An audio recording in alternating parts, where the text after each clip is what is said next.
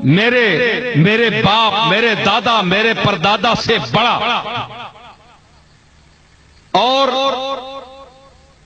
تمام علماء امت جس کی عزت کرتے ہیں، جس کے نام پر سر جھکاتے ہیں، اور بڑے بڑے مؤلفین حدیث اس کے نام آنے پر اپنی گردنیں جھکا دیتے ہیں، جناب حضرت امام احمد ابن حنبل رضی اللہ تعالی عنہ آج بھی سعودی عرب کا جو مسلک ہے، مذہب ہے، وہ حنبلی ہے، حنابلہ۔ ان سے پوچھا گیا، انہوں نے جو تقریر کی ہے، آپ امام احمد ابن حنبل کو بھی گستاخ کہیں گے؟ آئیے امام حنبل کو میں سامنے لاتا ہوں، انہوں نے اس سے بھی بڑی گستاخی کی ہے۔ میں نے تو کچھ کہا ہی نہیں، ان سے بڑی گستاخی کی ہے، اور آپ مجھے لکھ کر دیں گے کہ امام احمد ابن حنبل گستاخ ہے، پھر میں آپ کی اس تحریر کو علماء امت کے سامنے پیش کروں گا۔ یہ آپ آئیں گے تو آپ کے علم دائرہ بڑا بھی، مطالعہ بہت کم ہے، آپ آئیں، آپ نہیں بتا سکتے کہ انہوں نے کیا لکھا۔ میں اس مجمع میں وہ تفصیل نہیں بتانا چاہتا، میں اشارہ دینا چاہتا ہوں کہ ایک کتاب حضرت امام احمد ابن حنبل کے سامنے پیش کی گئی۔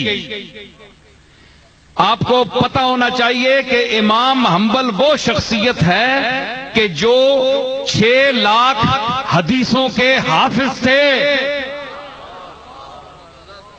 2 لاکھ موضوع حدیثیں ان کو یاد تھی، جعلی حدیثیں جو لوگ بنا لیتے تھے، وہ بھی امام احمد ابن حنبل نے یاد کی، تاکہ پتہ چلے کہ یہ جعلی حدیث ہے یا اصلی ہے۔ اتنے بلا کا، حافظے کا آدمی، اور جس کا مقلد پیران پیر حضرت غوث پاک عبد القادر جیلانی بھی اس کا مقلد ہے۔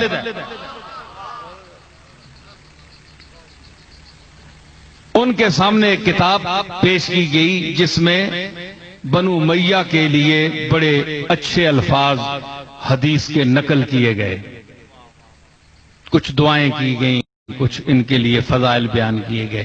تو ان کے صاحبزادے عبداللہ نے جب ان کے سامنے یہ کتاب المروانیہ اس کا نام تھا، وہ پیش کی، تو انہوں نے اپنی گردن مبارک، حضرت امام احمد بن حنبل کی اس وقت 80-82 سال کی عمر تھی، تو لکھ لکھ کر ان کے گھٹنے جو ہیں وہ سر کے اوپر ہو گئے تھے۔ پھر جو وہ خلق قرآن کے سلسلے میں جو عذاب جھیلتے رہے، بادشاہ ایک وقت کے ساتھ ٹکر لی۔ آج کل تو 2 دن کوئی اندر ہو جائے، تیسرے دن ضمانت کہتے ہیں، لوگوں اخبار میں آ جاتا ہے کہ جناب فلاں صاحب نے نکلے تھے حضور کی ناموس کی ریلی لے کر سیدھے انہوں نے اندر کر دیا، جاؤ اندر کر دیا۔ 5ویں دن جناب اندر سے اخباروں میں آ گیا فلاں صاحب ریلی لے کر گئے، جناب پولیس کے سامنے اپنے ہاتھ پیش کیے، ہتھکڑیاں لگاؤ، اور اندر سے سفارش کر کے، منتیں کر کے، جوتوں میں پڑھ کے کہا جناب میری ضمانت لے لیں، مہربانی فرمائے مجھے رہا کر دیں۔ تو یہ شوشہ والی حب رسول نہیں تھی ان میں، شوشہ والی حب رسول نہیں تھی۔ بوڑھا آدمی امام احمد ابن حنبل، آؤں گا میں اس بات پر، تمہیں آج بھی مولوی ہیں، آج بھی پیر ہیں، آج بھی بڑے مشائخ ہیں، آج بھی بڑے بڑے علامے ہیں، کوئی پیر امام احمد ابن حنبل کی جوتوں کی دھول تک بھی نہیں پہنچ سکتا، نہ کوئی عالم دین پہنچ سکتا۔ جس راستے سے امام احمد ابن حنبل گزرے ہیں، اس کی اقطاب اور غوث اس کی گرد راہ کو ترستے ہیں۔ بادشاہ کے ساتھ جھگڑا ہوا کیا کہ قرآن خلق ہے، اس نے کہا خلق ہے، آپ نے فرمایا خلق اللہ کی صفت ہے، کیونکہ مخلوق حادث ہے، قرآن حادث نہیں ہے۔ اس پر جھگڑا ہوا، بڑی لمبی بحث ہے۔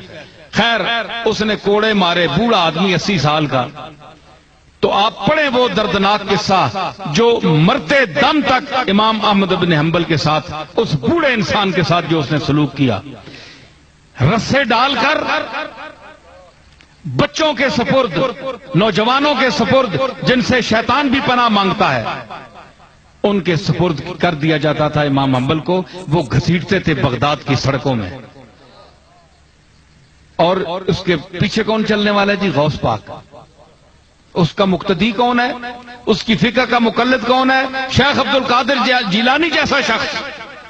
اور امام کی یہ حالت ہے کہ گھسیٹ رہے ہیں اسے، تو فرما رہے ہیں، کوڑے مار رہے ہیں ساتھ پولیس والے، کہتے ہیں کہ کہو کہ قرآن اللہ کی مخلوق ہے، خلق ہے. اس نے کہا نہیں، اللہ کی صفت ہے، اس پر قرآن یا حدیث سے کوئی ثبوت لاؤ گے تو مانوں گا، نہیں تو نہیں مانتا. گھسیٹ کر دربار میں دو درے لگتے تو ائمہ لکھتے ہیں کہ اتنے زور کا وہ درہ مارتا تھا کہ اگر وہ ہاتھی پر لگتا تو ہاتھی بھی کانپ جاتا. وہ بوڑھا انسان 80 سال کی عمر میں وہ درے کھاتا رہا. کتنا عرصہ؟ آپ کو بتاؤں میں، امام احمد بن حنبل کی شان، درہ لگا، ازار بند ٹوٹ گیا، دربار میں کھڑے ہیں، بادشاہ بیٹھا ہوا ہے، علماء جو اس کے چمچے تھے، آج کل چمچے علماء بھی ہوتے ہیں نا، جو بادشاہ کی ہاں میں ہاں ملاتے ہیں پیسے لینے کے لیے، یہ جس کو کہتے ہیں دین فروش، دین بیچنے والے ملا بیٹھے تھے جو اس کی ہاں میں ہاں ملا رہے تھے. امام احمد بن حنبل کو جب کوڑا برسایا گیا تو آپ کا ازار بند ٹوٹ گیا. ہاتھ بندھے ہوئے تھے آپ کے پیچھے، ہاتھ بندھے ہوئے تھے. تو بوڑھے نے آنکھ اٹھائی،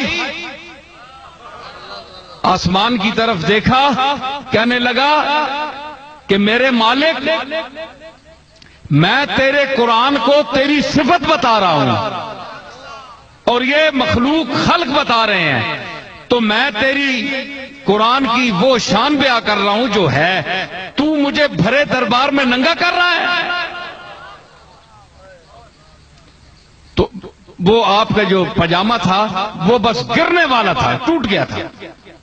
تو لکھتے ہیں کہ غیب سے ایک ہاتھ نمودار ہوا دربار میں، غیب سے ایک ہاتھ نمودار ہوا جو حضرت امام احمد بن حنبل کی کمر پر اس نے ہاتھ پھیرا. خدا جانے جبریل تھا، کون تھا، رجال الغیب میں سے تھے.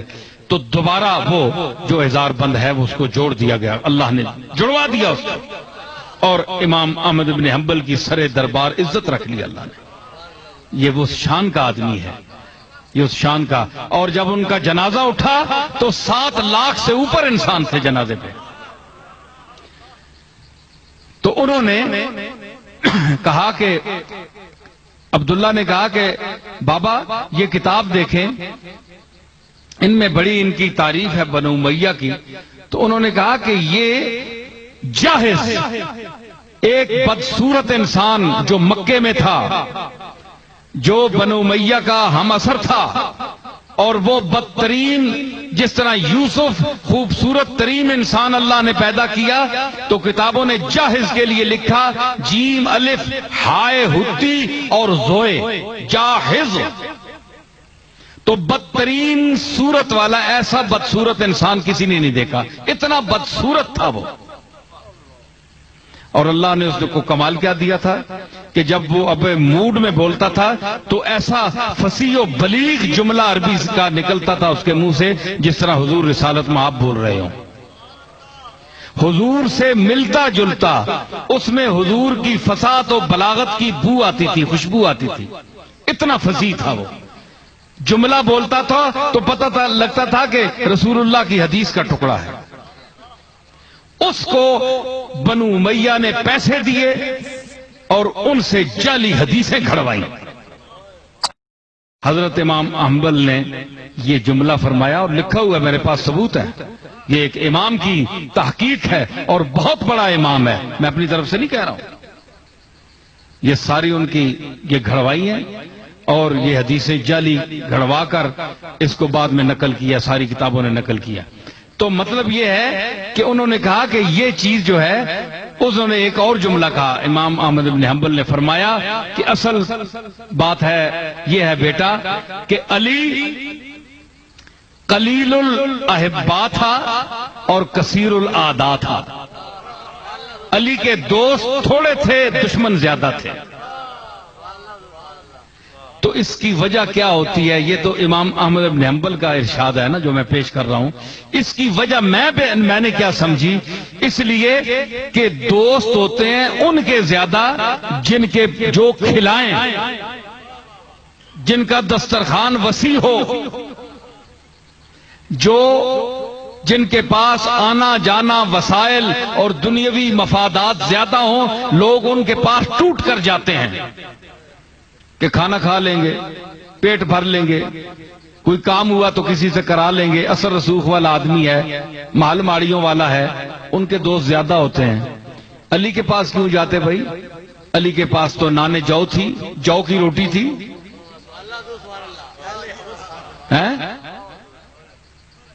علی کے پاس جو کی روٹی،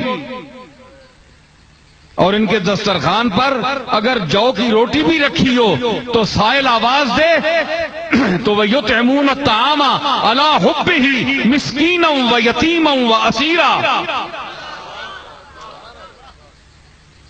کے حوالے سے وہ یتیموں اور مسکینوں کو سامنے سے اٹھا کر روٹی دے دیتے ہیں، خود بھوکے رہتے ہیں ان کو دیتے ہیں.